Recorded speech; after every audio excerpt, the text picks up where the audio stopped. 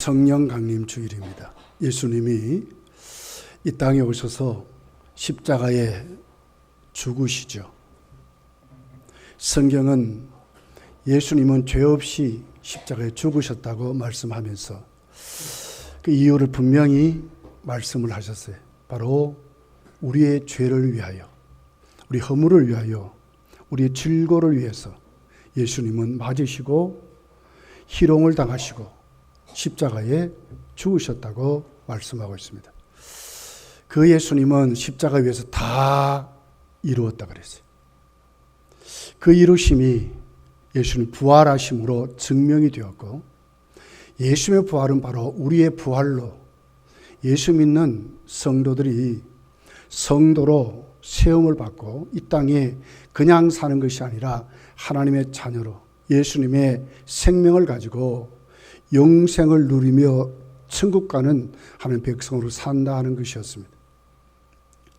그리고 우리 예수님이 하늘나라로 가셨어요. 예수님 십자가를 지시기 전에 또 부활하신 후에도 똑같이 말씀하시기를, 예수님이 승천하셔서 아버지께로 가면, 내 집으로 가면 반드시 하나님의 영, 다른 보혜사 성령을 보내주신다고 말씀했습니다. 바로 그 성령님이 오늘 우리가 지키는 이 오순절, 특별히 성령 강림 주일을 지키면서 오순절날 예수님이 부활하신 후 40일이 지난 후에 예수님이 승천하시고, 그리고 한 10일 정도 있다가 오순절날에 성령이 이 땅에 오셨다고 말씀하는 거예요. 오늘 17절에 보니까 모든 사람에게, 남녀노소 빈부 귀천할 것 없이 모든 사람에게 주의 영이, 하나님의 자녀들에게 주의 영이 오신다고 이렇게 말씀을 하고 있어요. 자, 그러면서 오늘 본문이 1절부터 쭉 우리가 살펴보면 성령 강림의 축복이 어떤 것인지를 구체적으로 말씀을 해요. 자, 첫 번째가 성령 강림은 120문도 온 집에 가득한 축복이었다는 거예요. 2절에 보니까 호련히 하늘로부터 급하고 강한 바람 소리 같은 소리가 있어 그들이 앉은 온 집에 가득했다. 성령 강림은 하늘로부터 임했다 그랬어요. 초자연적인 역사입니다. 인간의 과학이, 인간의 지식이 뭔가 이룬 것이 아니고 초자연적으로 성경이 예언한 그대로 삼위 하나님의 그 계획대로 성령이, 삼위이신 성령이 하늘로부터 오셨다는 거예요. 이 초자연적인 역사입니다. 그러면서 여기 보니까 급하고 강한 바람 소리로 온 집에 가득했대요. 온 집에 가득. 이런 바람 하면 탁 떠오르는 게 뭡니까? 요한복음 3장에 가서 보면 니고데모에게 예수님은 사람이 거듭나야 한다, 이렇게. 이 거듭남의 비유를 바람에다 비유를 했어요. 바람같이 그 소리로 온 집에 가득한 성령의 역사는 무엇을 말하는가? 거듭남을 말한다는 거예요. 120문도 한 사람 예외 없이 다 온전히 교회사적으로, 구속사적으로 진짜 성도는 그 당시 예루살렘의 수만 명이 아니고 바리새인이나 서기관이나 종교인들이 아니라 바로 오늘 또 하나님의 약속을 붙잡고 예수님의 약속 그대로 기다렸던 그 120문도에게 진짜로 거듭나는, 한 사람도 예외 없이 완전히 사로잡는 그런 거듭남의 역사가 일어났다고 말씀하는 것입니다. 여러분, 에스겔서 37장을 보면 에스겔에게 하나님이 이끌어 가지요. 그리고는 그 골짜기 흩어졌던 뼈들을 보게 하는 거예요. 다 죽어서 이미 다 살은 썩어버리고 뼈다귀만 돌아다니는 그 뼈를 향하여 인자야 살 것 같으냐. 하나님 말씀을 대언해봐라. 그랬더니 말씀을 대언합니다. 그랬더니 그 뼈들이 조립이 되는 거예요. 착착착착착착착 맞춰져. 그리고 살이 막 붙습니다. 그런데도 사람의 모양은 갖추었지만 사람이 아닌 거예요. 생명이 없었어요. 거기다가 다시 하나님은 에스겔을 하여 인자야 바람을 불어여봐라. 그랬더니 바람의 그 외치는 그 바람의 소리로 성령이 그들 속에 들어가니까 큰 군대로 살아나는 큰 군대로 하나님 앞에 세워졌다고 말씀하는 것입니다. 바로 이것을 말하는 거예요. 하나님의 군대, 거듭난 사람들, 신약 교회가 이렇게 세워졌고 주님이 말했던 내 교회가 이렇게 세워져서 한 사람도 예외 없이 거기에 모였던 그들에게 나 충만히 임하는 역사로 이렇게 기록을 하고 있습니다. 이것은 오늘 우리에게 아주 귀중한 의미를 우리에게 가르쳐요. 사실 저와 여러분은 어떻게 보면 문제 속에 살지요. 지금 우리나라는 정치적으로, 경제적으로, 교육적으로 많은 문제가 있습니다. 진영의 갈등이 있고요. 동서의 갈등이 있고요. 남북 간의 갈등이 있습니다. 대통령이 선거를 치를 때마다 공약하죠. 내가 대통령 되면 국민을 하나로 만들겠습니다. 통합시키겠습니다. 이래요. 그런데 어느 대통령의 공약과도 조금도 공약대로 이루어진 것은 눈꼽만큼도 없습니다.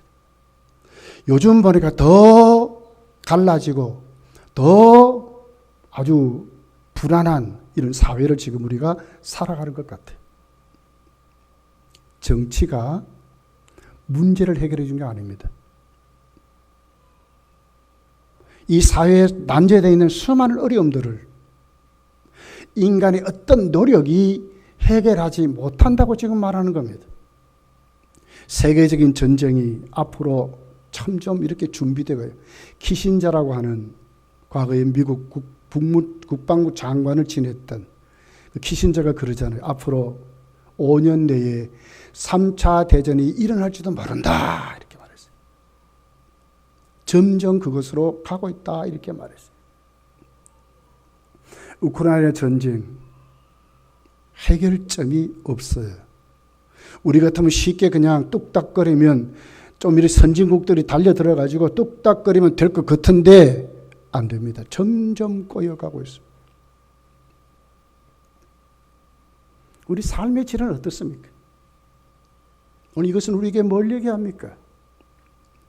그 당시 이스라엘도 그랬다는 거예요. 그런데 오늘 그들 속에 알곡들 같은 그 120문도 아주 작은 수입니다. 근데 그들을 성령이 임하니까 그들이 변하게 되는 거예요. 세상을 변화시키는 매개체가 된다고 이렇게 말하는 거예요. 누가 세상을 변화시키느냐? 성령이 하나님의 사람들을 통하여 세상을 변화시키고 문제를 해결한다고 이렇게 지금 우리에게 말씀을 하고 있습니다. 이럴 때마다 우리가 사모할 것이 뭐죠? 우리도 우리 가운데 성령이 임하도록 우리 가정에, 우리 교회에, 오늘 우리 한국 교회에, 온 세계 교회에 다시 한 번 더 오순절에 부어졌던 이 성령이 다시 한 번 더 부어지도록 우리가 그 은혜를 사모하고 온 집에 가득한 까지 한국교회 온 교회에 가득하도록 한 사람도 예외 없이 다 거듭나는, 다 새롭게 변화되는 그 은혜가 일어나는 것이 얼마나 중요한가 하는 것을 우리에게 가르쳐주는 성령 강림이라고 하는 것입니다. 저는 여러분을 축복하고 싶습니다.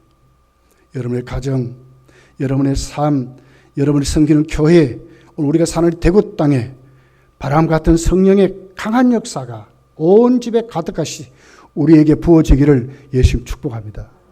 두 번째를 보니까 오순절날 임하신 성령은 각 사람에게 임하는 축복이었다는 거예요. 온 집에 가득한 그 성령이 불같이 각 사람 위에 있었다 이렇게 말하거든요. 3절이죠. 마치 불의 혀처럼 갈라지는 것들이 그들에게 보여 각 사람 위에 하나씩 임하여 있더니 그러거든요. 여러분, 불은 성경이 불에 대한 상징이 있어요. 불은 하나님의 능력을 말해요. 그리고 하나님 무서운 징계, 심판을 예고하고, 그리고는 우리를 정결케 하는 것을 예표하는 것으로 불의 상징을 그렇게 성경이 기록을 하고 있어요. 그런데 이것이 어떻게 임했습니까? 개인 한 사람 한 사람 예외 없이 아주 집중해서 딱 찍어가지고 각 사람에게 임했다고 말하는 거예요. 갈멜산에 여러분 열왕기상 18장을 가서 보면 엘리야의 바알과의 싸움이 있습니다. 하나님은 엘리야의 기도를 들으시고 불을 내려요. 불로 입한 제단이 되었어요. 그런 다음에 일어난 사건이 뭐죠? 심판이에요. 심판. 바알과 우상 숭배자들을 심판하는 것으로 나타났어요. 그래서 오늘 오순절날에 임했던 성령은 이것 아니면 정말 하나님이 심판하신다고 하는 이것밖에 없다고 하는 유일성을 우리에게 말하는 것입니다. 사실 저와 여러분은 죄에 대해서 굉장히 약해요. 이를 악물고 수도 없이 결심하고 그러지만 우리 또 죄 짓고 삽니다. 모든 사람이 죄를 지었으면 하나님이 영광에 이르지 못한다고 말하거든요. 우리 다 그렇게 지금 살아가고 있습니다. 그런데도 성령이 우리에게 어떻게 역사합니까? 각 개인 한 사람 한 사람 우리를 정결케 하고 변화시키는, 깨닫게 해서 회개시키는 그런 역사를 우리에게 한다는 거예요. 오순절 내렸던 성령은 그냥 120문도를 세운 게 아니에요. 그들을 완전히 사로잡습니다. 그들을 정결케 합니다. 우리가 어찌할꼬 하는 그들에게 사도 베드로가 38절에 말하잖아요. 회개하여 죄 사함을 받으라. 그리하면 성령을 주시리라 이렇게 말하거든요. 오순절날에 부어주는 성령은 나중에 3,000명이 회개하는 것으로만 아니라 이미 120문도 가운데 있었던 그 부정적인 것들, 세상이 두려워서 세상의 권력에 잡히고 세상의 권세에 잡혀서 벌벌 떨었던 그들, 문을 꼭꼭 잠그고 바깥에도 나가지 못한 그들의 그 두려움들, 죄로 인해서 그 무서운 공포들, 세상에 대한 모든 것을 이미 오순절날 성령의 불이 임하심으로 그들 속에 그것을 다 태워버렸다는 거예요. 다 없애버렸다. 그걸 심판해버렸다는 거예요. 그들을 정결케 했다고 말씀을 하는 것입니다. 그러면서 성령의 불을 승리를 말씀을 하고 있어요. 그들이 성령 받으니까 어떻게 됐어요? 담대해졌습니다. 세상을 전혀 두려워하지 않습니다. 죽음의 공포 앞에 떨지 않습니다. 우리는 죽어도 예수 그들을 전해야 되겠다고 담대히 일어납니다. 베드로가 유대인들이 두려워서 예수님이 붙들려 가지고 취조를 받으러 다니는데 베드로가 어떻게 해요? 멀찍이 있어서 아닌 척, 제자가 아닌 척 하다가 그 여인에게 그 말에 나는 전혀 저를 모른다. 나중에는 저주하고 부인했던 자였어요. 이런 베드로를 비롯해서 그 120문도가 어떻게 됐습니까? 세상을 이기는 거예요. 담대해졌습니다. 불을 받으니까 뜨거워서. 그렇게 해서 오늘 오순절에 임했던 성령은 우리로 하여금 이기게 하시는, 승리케 하시는, 세상을 이기게 하시는 불로 임했다고 말씀을 하고 있습니다. 그러면서 그 성령은 성령의 충만함으로 그들에게 부어졌다고 이렇게 말씀을 하고 있어요. 4절이지요. 그들이 다 성령의 충만을 받고 성령이 말하게 하심을 따라 다른 언어들로 말하기를 시작. 성령의 충만함을 받았대. 다시 말하면 오순절날 임했던 성령은 그 120문도는 성령 세례와 중생이죠. 성령의 불이죠. 성령 받음이죠. 그거와 충만을 동시에 받았다는 동시에. 그렇게 해서 성령 충만으로 임했다고 말하는 거예요. 여러분 성령 충만과 성령의 세례는 다르잖아요. 우리 예수를 믿을 때 중생하는 성령이 세례입니다. 그러나 그 후에 우리가 하나님 앞에 성령으로 더 충만하게 되는 것은 그 후에 이제 우리가 하나님 앞에 받는 것이죠. 충만은 채워졌단 말이거든. 가득하다 그 말입니다. 완전히 포로됐다 그 말입니다. 성령의 다스리심에 100% 순종하는 것이 여러분 성령 충만으로 성경은 그렇게 말합니다. 그렇게 120문 가운데 임했다는 거예요. 그랬더니 달라졌어요. 어떻게 달라졌습니까? 여기 이렇게 말했지요.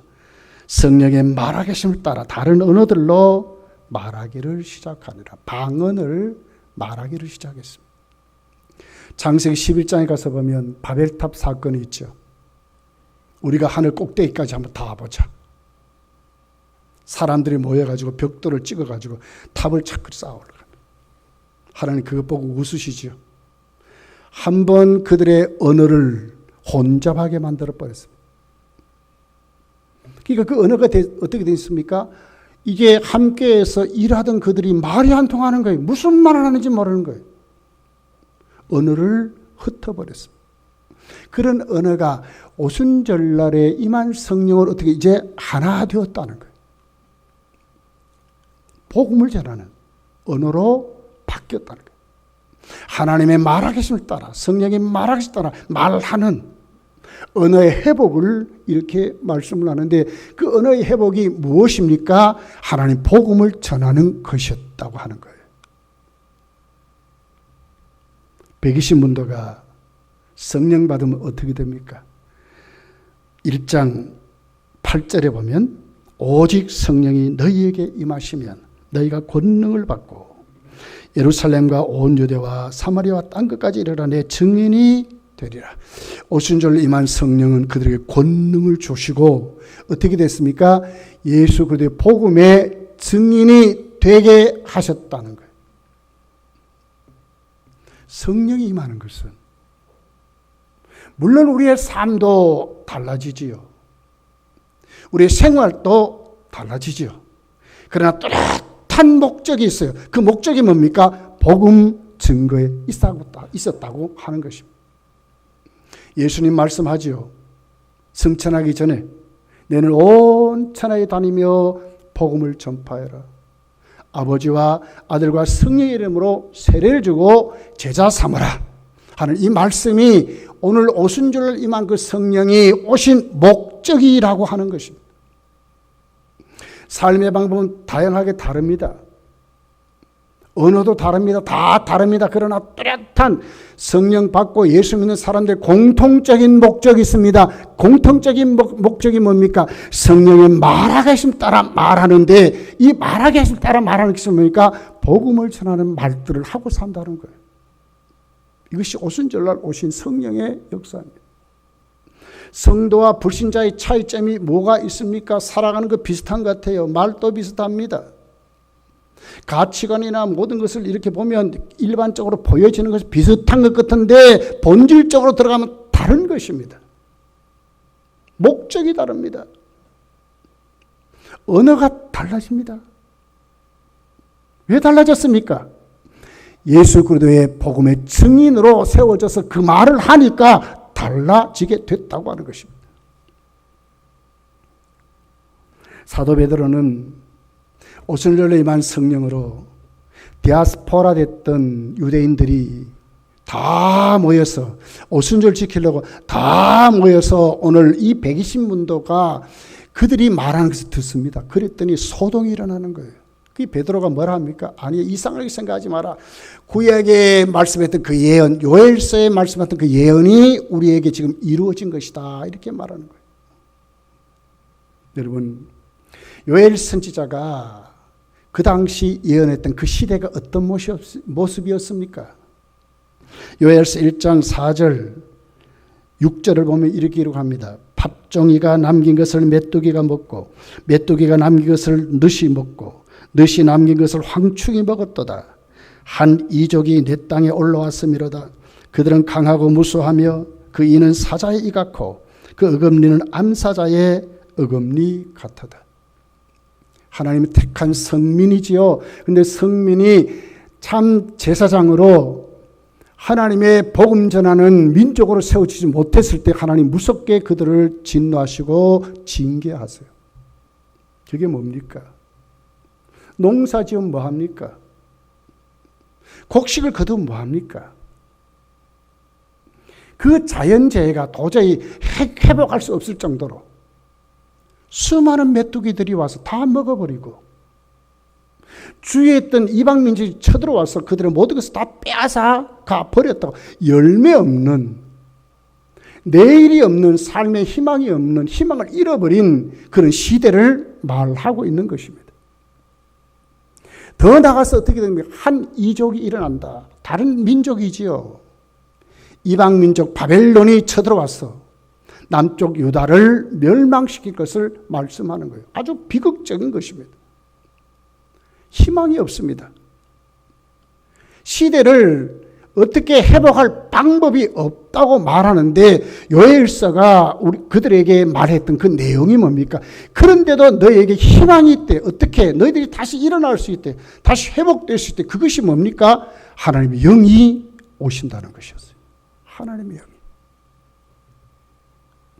요엘서 2장 28절부터 보면 이렇게 기록합니다. 그 후에 내가 내 신을 만민에게 부어주리니. 그렇습니다. 성령이 부어지면 너희 자녀들이 장래를 말할 것이며 너희 늙은이들이 꿈을 꾸며 너희 젊은이는 이상을 볼 것이며 그때 내가 내 신으로 남종과 여종에게 부어줄 것이며 그러거든요. 어디에 희망이 있습니까? 하나님의 신이 와야 희망이 있다는 거예요. 예수님이 오셔서 똑같은 말씀을 했어요. 내가 내 영을 하나님의 해가 가야 보혜사 성령을 보내준다고. 너희가 고아와 같이 살지 않는다고. 세상을 이기는 사람들로 살아간다고. 복음의 증인이 된다고 말씀했던 근본적인 힘이 어디 있었습니까?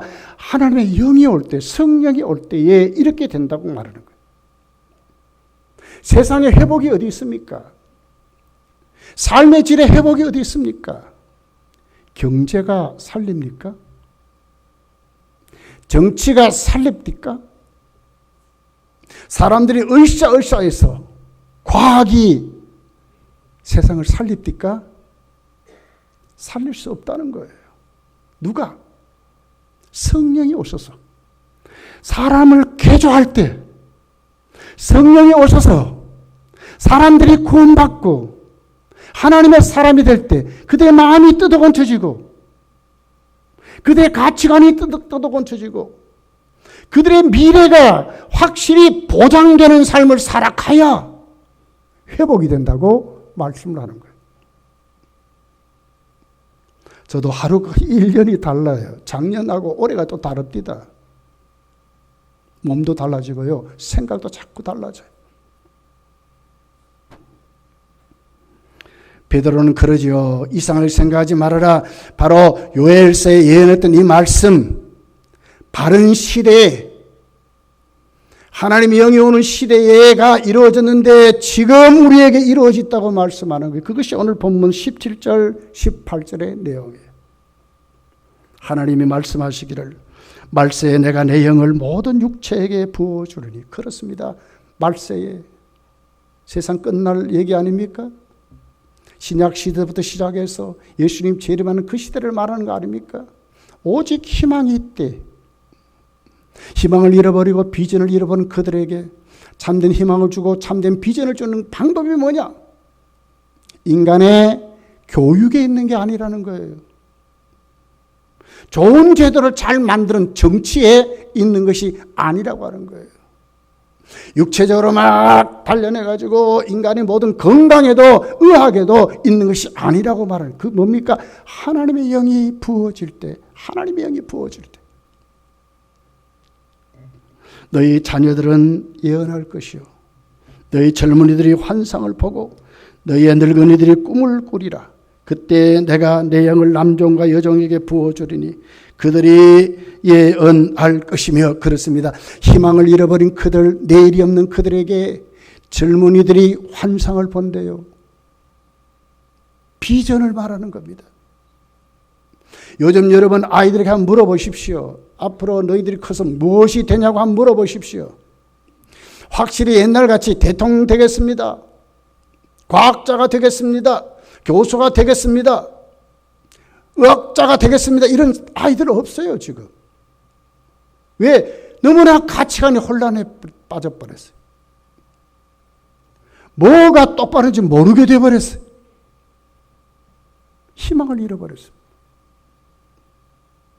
누가 세계적으로 오늘 우리 시대에 누가 우리의 삶을 회복할 것인가, 진짜 우리의 모든 희망이 다시 살아날 것인가. 젊은이들이 환상을 보고 젊은이들이 비전을 가지는 거기에 무엇이, 성령이 부어질 때에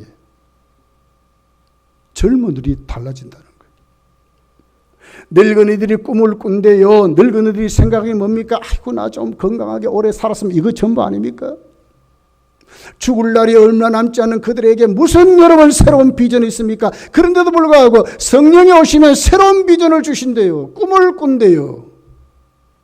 내일이 있다고 하는 거예요. 꿈은 내일을 말하는 겁니다. 늙은이들이 내일이 있다고 생각할 수 있는 힘이 어디서 옵니까? 성령이 부어지면 있게 된다고 하는 거예요.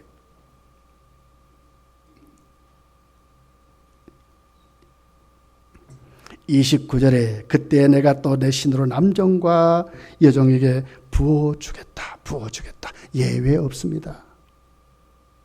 젊은이, 늙은이, 남자, 여자, 어떤 민족, 어떤 인종과 상관없이 성령이 부어질 때 젊은이들이 살아날 것이고, 늙은이들이 꿈을 꾸면서 내일을 바라보고 살아갈 수 있는 그 시대, 누가? 성령이 오실 때, 성령이 부어질 때. 여러분의 가정에 참 비전이 어디 있습니까? 성령이 부어질 때, 성령이 임할 때. 여러분의 내일의 희망이 어디서 생깁니까? 성령이 나에게 부어질 때, 성령이 나에게 오실 때.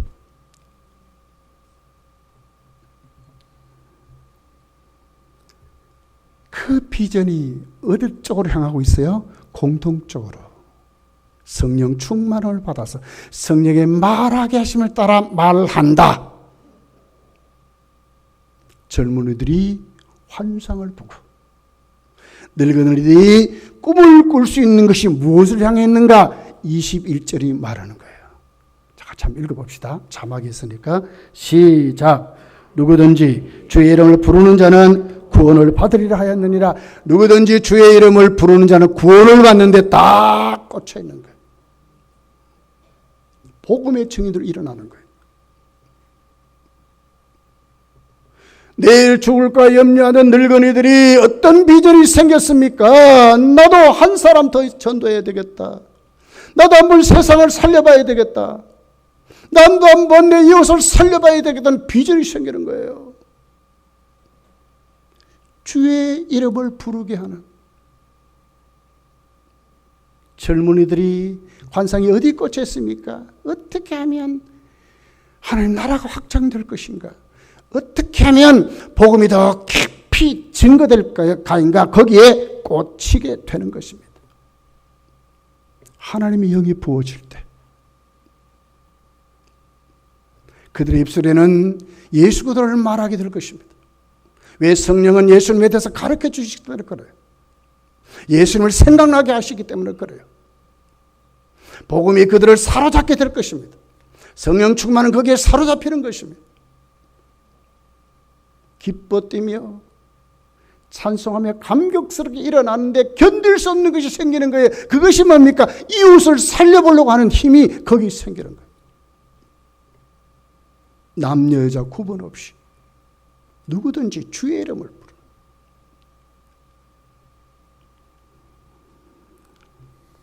사도행전 4장 12절에 이렇게 기록합니다. 다른 이로서는 구원을 얻을 수 없나니 천하 인간의 구원을 얻을 만한 다른 이름을 우리에게 주신 일이 없음이라 하니라. 그렇습니다. 눈을 똑바로 뜨게 되는 것입니다. 길이요 진리요 생명은 예수 그리스도밖에 없음을 확실히 믿게 되는 겁니다. 그러니 전하는 것이죠. 내 남편에게, 내 아내에게, 내 자녀에게, 내 부모에게, 내 가족에게, 내 이웃에게, 우리 원난 지역에 전하게 되는 이유가 어디 있습니까? 다른 이로서는 달라지고 변화시켰다. 이 실망과 비전을 잃어버린 이 시대에 꿈을 생기게 만들고 내일을 갖게 하는 일이 어디에서? 예수 그리스도로 이루어지게 된다는 것을 성령이 그렇게 하게 하신다고 하시는 것입니다. 여러분, JM에서 정명식이 TV에 많이 봤지요. 중학교도 제대로 못 나온 사람입니다. 그런데 박사들이 미혹에 빠져 있고요. 대학 교수들이 거기 미혹에 빠져 있고요. 변호사가 빠져 있고요. 법관이 빠져 있고요. 아주 팔팔한 젊은 청년들이 얼마나 똑똑합니까? 그런데 그들이 거기에 빠져 있더라고요. 성령이 아니고는 누구든지 주의 이름을 부를 수 없어요. 미혹되니까 중학교도 제대로 못한 그 할아버지 정명식이한테 대학생들이 몸을 주고요 난리를 치더라고. 이런 시대에 지금 우리가 살아가고 있는 것입니다. 고린도서 12장 3절이죠. 같이 한번 읽어봅시다. 자막이 있으니까 시작. 성령으로 아니하고는 누구든지 예수를 주시라 할 수 없느니라. 뭐라고요? 성령으로 아니하고는. 그렇습니다. 성령이 임해야 예수를 주로 고백하고 성령이 임해야 다른 이로서는 구원받을 수 없음을 확실히 믿게 되고 성령이 임해야 예수를 부를 수 있는 사람들로 세워지게 한다는 거예요. 성령이 우리 이 시대를 살릴 것입니다.